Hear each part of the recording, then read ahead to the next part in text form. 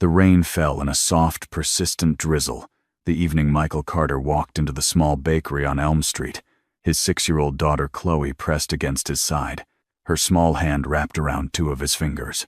He had counted the money 3 times before leaving the apartment, enough for the smallest cake on the shelf, nothing more.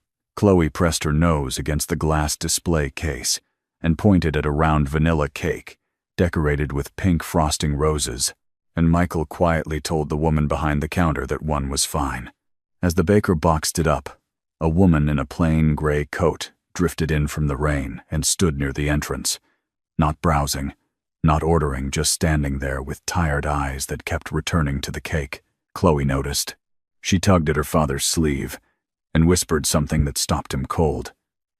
Michael hesitated, looked at the small box in his hands, and then quietly, without fanfare, nodded yes. He had no idea that the decision he made in that moment, in that little bakery on a rainy Tuesday evening, was the one that would alter the entire course of his life by the following morning. Michael Carter was 32 years old and had been doing the math of his life for the past 4 years. Not the hopeful kind of math, but the strict, unforgiving arithmetic of survival. After his wife, Dana, left when Chloe was barely 2, he had sold the car, moved into a smaller apartment, and picked up a second job doing overnight maintenance at the Hargrove office complex on the east side of the city. During the day, he worked as a building custodian at Westfield Elementary, 3 blocks from his apartment, which meant he could walk Chloe to school in the morning and be there when the bell rang in the afternoon if his shift ended on time. On nights, he worked the complex. His neighbor, Mrs. Pearson, would stay with Chloe until he got home just before dawn. The apartment at 47 Maplewood Drive was small and drafty in winter, with a kitchen faucet that dripped no matter how many times Michael tightened the valve. He had painted Chloe's room himself, a pale yellow she had chosen from a paint chip fan at the hardware store, and hung paper stars from the ceiling with fishing line. It was not the life he had imagined when he was 22, finishing his degree in facilities management and believing that plans held. But it was a life, and it was theirs. And most evenings, when Chloe sat at the kitchen table drawing pictures of horses and narwhals while he reheated soup on the stove, it felt like enough. Chloe's birthday fell on the last Tuesday of October. She was turning 6, and she had asked for 3 things: a cake with pink roses, a trip to the park if it wasn't raining, and for her father to read her 2 stories at bedtime instead of 1. Michael had handled 2 of those requests easily. The park had been rained out, but he promised they would go on Saturday. The extra bedtime story was already planned. The cake had required him to quietly skip lunch for 3 days and move a small bill payment back a week. But when he looked at the display case and saw the vanilla round with pink frosting roses, he knew that was the one. It cost $14.60. He handed over a 15 and told the baker to keep the change, because even when Michael Carter was running low, he did not like to feel small. He was not a man who talked much. His co-workers at the elementary school had learned early that he was reliable and professional, and did not particularly want to be drawn into the long conversations that happened in the supply room during break. He showed up on time, did the work without complaint, and left. At the office complex, the night security guard, a retired postal worker named Frank, had once told him that Michael was the quietest man he had ever met, who still somehow made a person feel comfortable. Michael had not known how to respond to that, so he had just smiled and gone back to mopping the lobby. He communicated mostly through action, through the repaired hinge, the freshly buffed floor, the small birthday cake he had sacrificed lunch money to buy. Words, in his experience, promised things. Actions delivered them. The bakery on Elm Street was called Rose and Flower, and it smelled exactly the way a bakery should: warm butter and vanilla and something with cinnamon that drifted from the back where the evening baking was still underway. There were 4 small cafe tables near the window, and on Tuesday evenings the owner, a stout woman named Greta, usually had 2 or 3 regulars nursing coffee and reading. When Michael and Chloe arrived just after 6, the shop was nearly empty. The rain against the window gave the whole place the feeling of a snow globe sealed, quiet, separate from everything outside. Chloe spotted the woman first. She was standing near the far end of the display case, not quite looking at anything, her dark hair damp from the rain, her gray coat slightly too large for her frame. She was young, late 20s, perhaps with a kind of face that would have been beautiful if it weren't so obviously exhausted. She held no umbrella. She had come in from the rain without purpose, it seemed, or with a purpose she had not yet found. Greta glanced at her once from behind the counter but did not approach. The woman did not make eye contact with anyone. She just stood there, a little apart from everything, as if she had forgotten how to ask for what she needed. Chloe watched her for a long moment, while Michael signed the small receipt for the cake. Then she tugged his sleeve, 2 sharp little pulls, the signal that meant she had something important to say. Michael leaned down. Chloe put her lips close to his ear and whispered, "Daddy, that lady looks sad. Can we give her some of my cake?" Michael straightened and looked over at the woman. The cake in the box was 8 inches across. He had already calculated exactly how many pieces it would make if the 2 of them stretched it over 2 evenings. He looked at the box. He looked at his daughter. He looked at the stranger who was staring at the glass case with eyes that held a loneliness he recognized, in the way one recognizes a song they haven't heard in a long time. He hesitated for exactly 4 seconds. Then he picked up the cake box and walked toward the woman. She startled slightly when he stopped beside her. Up close, her eyes were a deep, unusual green, and whatever she had been thinking about when she was staring at the glass case, she pulled herself back from it quickly and looked at him with the careful, neutral expression of someone who had learned to keep a wall up in public. "Excuse me," Michael said. He was not good at preambles, so he skipped it. He held the box out slightly. "Today's my daughter's birthday. We were about to cut the cake. Would you like to have a piece with us?" The woman blinked. She looked at Chloe, who was standing beside Michael with both hands clasped in front of her, beaming with the particular enthusiasm of a child who has just done something she knows is right. The woman looked back at Michael. "I don't want to intrude," she said. Her voice was quieter than he expected. "You're not," Michael said simply. Greta had set 3 plates on one of the cafe tables. Without being asked, she had been watching the whole exchange from behind the counter, and had apparently decided this was the kind of moment that deserved plates.